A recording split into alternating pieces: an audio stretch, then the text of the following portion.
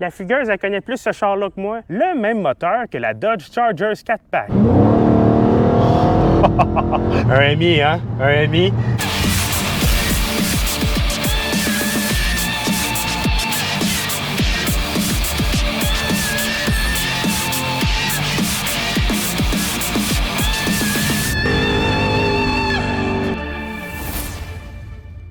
Salut, Charlie Pop pour Car Pop et aujourd'hui on est de retour au Mexique pour la Chrysler 300C. Donc c'est quoi la Chrysler 300C? Ben il faut pas comprendre, il faut remonter en 1955.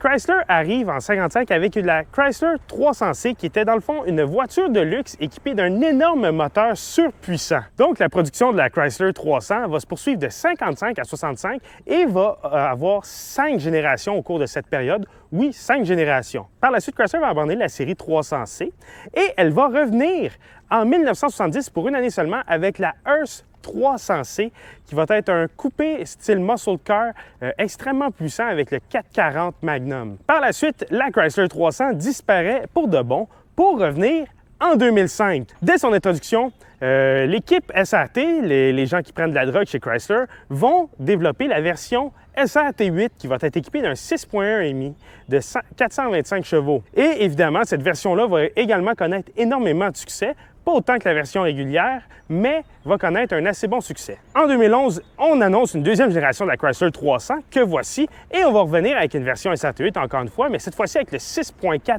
MI de 465 chevaux. Malheureusement, la version SRT8 ne connaîtra pas autant de succès et sera abandonnée dès 2015. Finalement, on annonce pour 2023 la fin de la Chrysler 300. Les ventes se sont vraiment émiettées et la Chrysler 300 ne se vend plus autant qu'avant. Et pour célébrer la fin de la Chrysler 300, on nous arrive avec la nouvelle Chrysler 300C. C signifiant Cunningham. Cunningham est le nom de famille du premier pilote qui a piloté une voiture équipée d'un moteur MI chez Chrysler, c'est-à-dire le 331 Firepower. Aujourd'hui, ce que je vous propose, c'est qu'on va faire le tour du véhicule. Je vais vous présenter l'extérieur, l'intérieur, la mécanique. Ensuite, on va aller en essai routier et finalement, on va s'asseoir et jaser prix. Est-ce que je peux essayer votre véhicule? Si oui, vous pouvez nous écrire à l'adresse courriel dans la description ou sur notre page Facebook. Pas besoin que ce soit un véhicule neuf. Si vous avez un Chrysler relié en cas, j'adorerais l'essayer. Donc, vous pouvez m'écrire, j'adorerais essayer votre relié en cas. Débutons par l'extérieur. La Chrysler 300C a l'air d'une voiture de mauvais garçon. C'est pas pour rien qu'Eisenberg en conduisait une. C'est une voiture qui a l'air vraiment méchant et tu as l'impression que dès que la porte va ouvrir, tu vas te faire mitrailler. La fugueuse, elle connaît plus ce char-là que moi. À l'avant, on a un capot très plat avec des petites ailes bombées dedans qui viennent donner un look méchant à la voiture. Les phares avant pour la version 300C sont un peu plus foncés et encore une fois, ça vient donner un look extrêmement méchant au véhicule.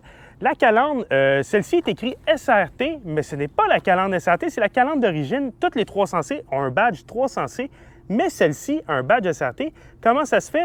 Vous avez juste enlevé votre badge 300C, il va être écrit SRT, vous achetez les 3 lettres et vous les posez. C'est tout simplement. Le pare-choc avant aussi a été retravaillé pour avoir un look plus musclé et on a la même calandre dans le bas du pare-choc. Et cette 300C-ci a une bavette à l'avant. Le propriétaire a posé ça. Sur le côté, on a un côté très carré, très plat, pas beaucoup de relief et ça alimente encore une fois le look mafioso de la voiture, le look vite voyou, Thug Life. On a une aile avant qui est bombée un peu, qui vient donner un look un peu plus musclé. À l'arrière aussi, on a une aile bombée et on a une petite ligne en plein milieu de la voiture qui part de l'avant jusqu'à l'arrière. Encore une fois, pour donner un peu plus de chien à la ligne. Juste mentionner aussi les fenêtres. Il y en a, elles sont teintes, mais il y a des fenêtres, ce n'est pas de la tôle. On a également un bas de caisse qui est très simple et qui vient encore une fois donner un look très criminel à la voiture. Parlons pneus et roues. Côté roues, la Chrysler 300C a des roues exclusives à ce modèle-là. Elles sont magnifiques. Elles sont noires satinées et c'est vraiment joli. Ça vient vraiment donner du chien à la voiture. Côté pneus, 245-45 R20. C'est quand même assez dispendieux à remplacer, mais c'est normal pour ce type de véhicule-là. À l'arrière de la Chrysler 300, c'est très épuré. On a un petit becquet qui vient donner un look plus sportif. On a les ailes un peu bombées qui donnent encore une fois du look. Les phares sont intégrés au reste de la carrosserie. C'est vraiment beau. D'habitude, on a un logo Chrysler, mais il a été retiré. Donc sinon, il n'y a aucun logo à l'arrière et ça donne vraiment un look mafioso encore une fois. Le pare-choc est bombé, super simple encore une fois pour donner encore une fois un look plus méchant. Et dans le bas du pare-choc, on a un diffuseur en plastique avec 2 énormes pots d'échappement que je peux quasiment rentrer mon poing encore une fois.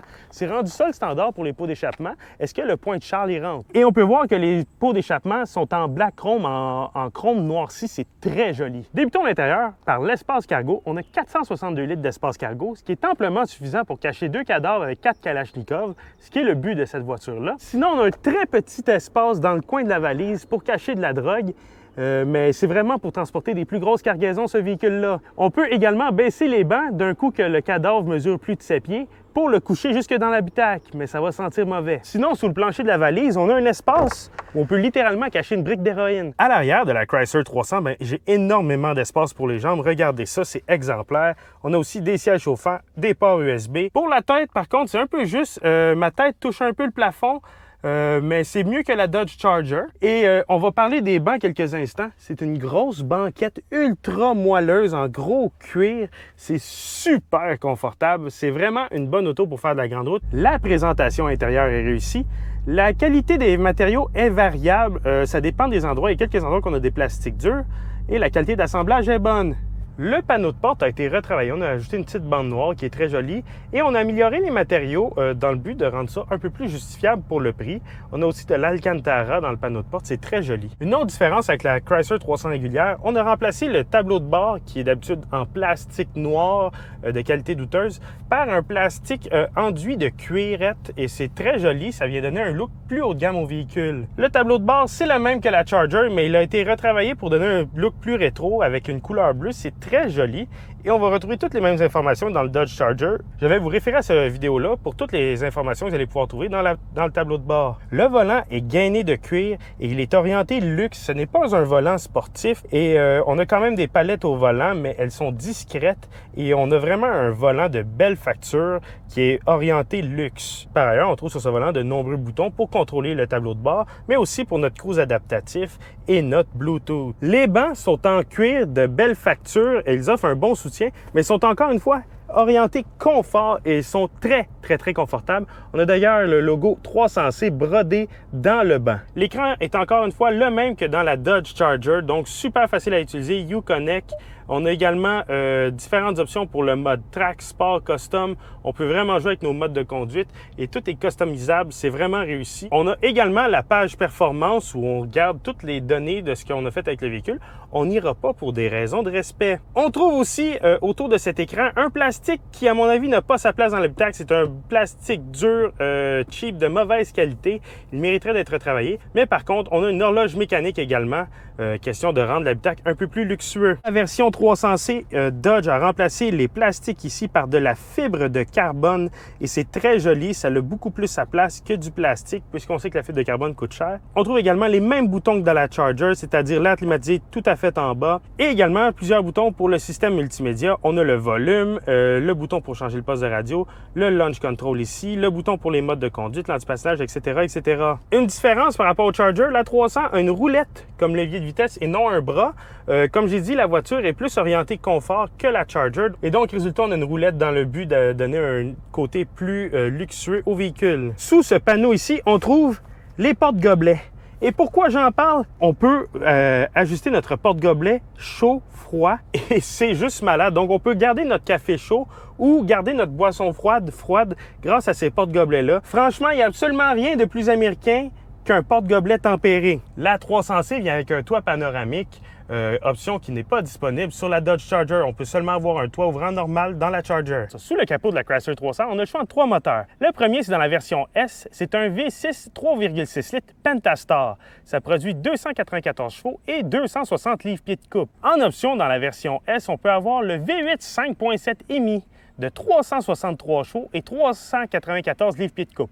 Pas besoin de vous dire, ça doit commencer à être le fun. Mais ici, on a la version C qui est l'édition finale et donc on a le même moteur que la Dodge Charger 4-Pack. Donc un V8 6,4 litres de 485 chevaux et 475 livres-pieds de coupe. Ça commence à être le fun, ça. On a une transmission automatique à 8 rapports, la fameuse TorqueFlite 8 vitesses de ZF qui est une des meilleures transmissions de l'histoire, si c'est pas la meilleure. La Chrysler 300 partage sa plateforme avec celle de la Charger, donc on a quelques ressemblances. On a une suspension électromagnétique à l'avant et à l'arrière. On a également des freins Brembo pour stopper ce gros V8-là. Et la grosse différence entre la Chrysler 300 et la Dodge Charger, c'est au niveau du comportement routier. La Chrysler 300 va être orienté plus confort, plus grosse berline américaine, plus gros cruiser, tandis que la Charger va être plus sportive. Et la seule façon d'aller découvrir ça, c'est d'aller sur la route. Conduire la 300C. Tout d'abord, parlons visibilité. À part les lunettes de soleil intégrées aux fenêtres de ce véhicule, la visibilité est moyenne. On voit le capot fini, c'est génial. Sur le côté chauffeur, ça va. Côté passager aussi. À l'arrière, les angles morts sont gros. On aimerait ça avoir des angles morts un peu plus petits, mais c'est ça aujourd'hui les voitures. La fenestration est aussi très limitée pour la fenêtre arrière et l'arrière est haut, donc on voit pas vraiment où est-ce que l'arrière se termine. Ensuite, niveau insonorisation, c'est très bien insonorisé. On est vraiment bien insonorisé de la route. On n'entend pas vraiment les bruits de la route. On n'entend pas vraiment les véhicules autour de soi. On entend peu le vent. On entend juste notre échappement parce qu'on laisse l'échappement en mode sport. On veut l'entendre, ce moteur-là. Et c'est franchement agréable et c'est le fun d'entendre la présence d'un V8, de savoir qu'il est là et qu'à tout moment on peut le réveiller. En mode auto, la voiture est très confortable, elle absorbe super bien les bosses, on est très bien isolé de la route, c'est une voiture qui est très confortable et c'est ça le but. Accompagné des bancs ultra moelleux qu'on a, c'est une voiture qu'on veut faire du kilométrage dedans, qu'on veut faire un Montréal-Québec, on est vraiment confortable. Niveau direction, la direction est beaucoup plus lente que dans une Charger.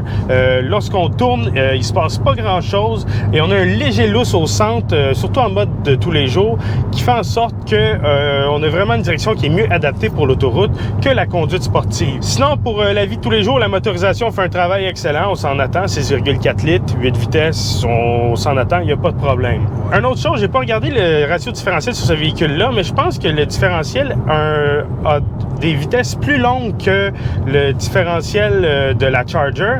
Et résultat, c'est un moteur qui est assez économique avec le calage arrière des cylindres. Le propriétaire a réussi à faire 7,8 litres au 100 sur l'autoroute à 110 km/h, ce qui est excellent. C'est sûr que si on tombe moindrement dans les côtes ou des choses comme ça, les 8 cylindres vont se réactiver, mais c'est excellent. Et on a aussi une très grosse cylindrée, ce qui aide beaucoup à produire du couple, peu importe la vitesse qu'on va. En mode track, la voiture est prête à réagir. La transmission est prête. On est prête au moment qu'on appuie sur l'accélérateur.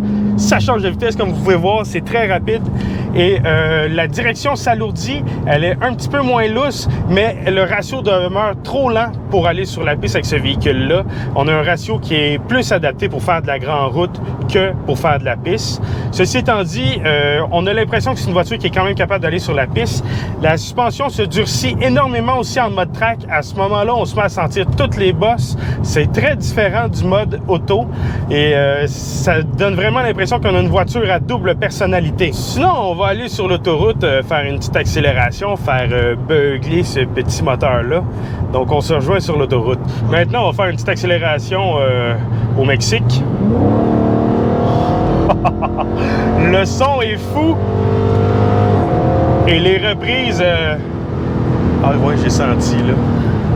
Donc, ce qui est vraiment le fun, c'est qu'avec la suspension plus souple, la voiture valse un peu. On sent le châssis travailler un peu plus.